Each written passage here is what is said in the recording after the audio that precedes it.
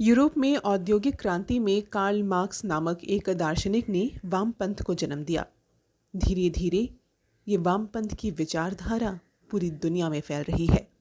लेकिन कहते हैं कि कोई भी चीज़ यदि पुरानी हो जाए तो वो अपना रंग बदल लेती है।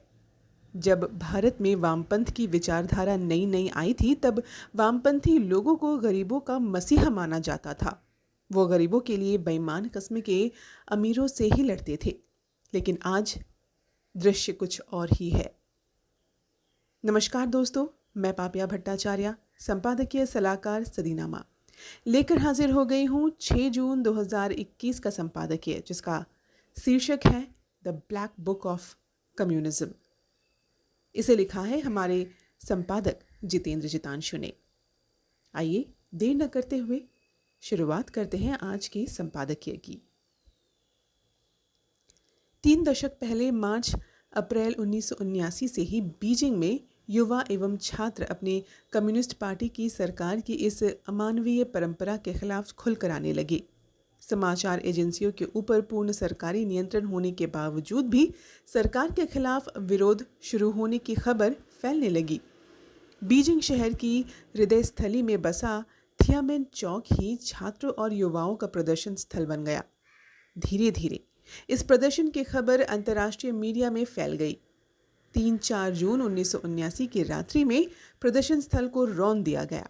ऐसा अनुमान लगाया जाता है कि कई हजार की संख्या में युवा मरे, परंतु चीन सरकार ने एक आधिकारिक प्रेस रिलीज जारी की। मृतकों की संख्या 300 बताई। थियामेन चौक की घटना को याद करने के लिए हांगकांग में सरकार ने समारोह की इजाजत नहीं दी थी। फ्रैंकोइस फ्यूरन सबसे प्रमुख फ्रांसीसी इतिहासकारों में एक थे और फ्रांसीसी क्रांति के सबसे प्रमुख विद्वान थे। उन्होंने अपने बाद के हिस्से में साम्यवाद और इसके आसपास के भ्रम के बारे में विद्वानों के शोध को लिखने में बहुत समय बिताया। वो स्वयं एक पूर्व कम्युनिस्ट थे। अपने अधिकांश साथी बुद्धिजीवियों की तरह फ्रांसीसी कम्युनिस्ट पार्टी के सदस्य थे। उन्होंने 1956 में कम्युनिस्ट पार्टी से इस्तीफा दे दिया और प्रसिद्ध रूप से कहा था कि ये अब तक का सबसे बुद्धिमान काम था।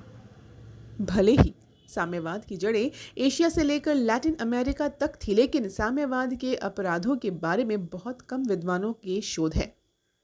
इसके 2 प्राथमिक कारण हैं। साम्यवाद इतिहास का पसंदीदा विषय रहा है और इस सिद्धांत को भारत में कभी भी संदेहपूर्ण जोश के साथ नहीं देखा गया है, क्योंकि अधिकांश इतिहासकार बिरादरी स्वयं साम्यवाद के प्रबल समर्थक रहे हैं।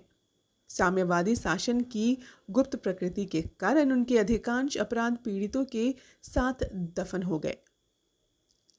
इग्नाजियो सिलोन इतालवी राजनेता ने एक बार कहा था, पेड़ों की तरह क्रांतियों को उनके फल से आंका जाना चाहिए और इन फलों को ब्लैक बुक द्वारा आतंक, यातना, कृत्रिम अकाल, सामूहिक निर्वासन और नरसंहार के विस्तृत वर्णन के माध्यम से अच्छी तरह से प्रलेखित किया गया है। ये ब्लैक बुक पहली बार फ्रांसीसी भाषा में 1957 में छपी थी। बाद में 1999 में अंग्रेजी में हार्वर्ड यूनिवर्सिटी प्रेस द्वारा छापी गई थी। लेखकों का अनुमान है कि मौतों की अनुमानित अनुमान 100 मिलियन से ज़्यादा शामिल है।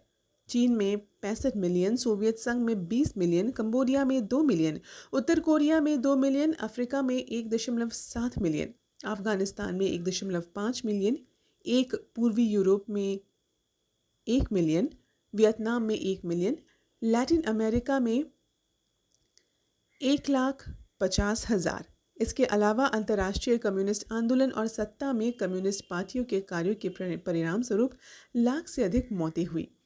चाहे केरल के सदानंद मास्टर के दोनों पैरों को काट डालने का दुस्साहस हो, या उस्मानिया यूनिवर्सिटी में तिरंगा फहराने के लिए माओवादियों द्वारा मार दिए गए जगन मोहन रेड्डी हो, या फिर बंगाल की तापसी मलिक जैसी युवतियों को वामपंथी कार्यकर्ताओं द्वारा किया गया बलात्कार और जलाकर मार डालने की घटना हो, भारत में वामपंथियों ने अपने अत्याचारों को अपने चरम पर पहुंचाने में कोई कोताही नहीं बरती है और बंगाल की कम्युनिस्ट सरकार के अत्याचारों को सब भली भांति जानते हैं। आमीन।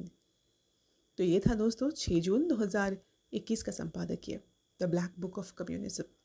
इसे लिखा है हमारे संपादक जितेंद्र जितांशु ने। कल एक और नए संपादकीय के साथ हम वापस लौटेंगे। तब तक के लिए मैं पापिया लेती हूँ आप सभी से विदा। नमस्कार।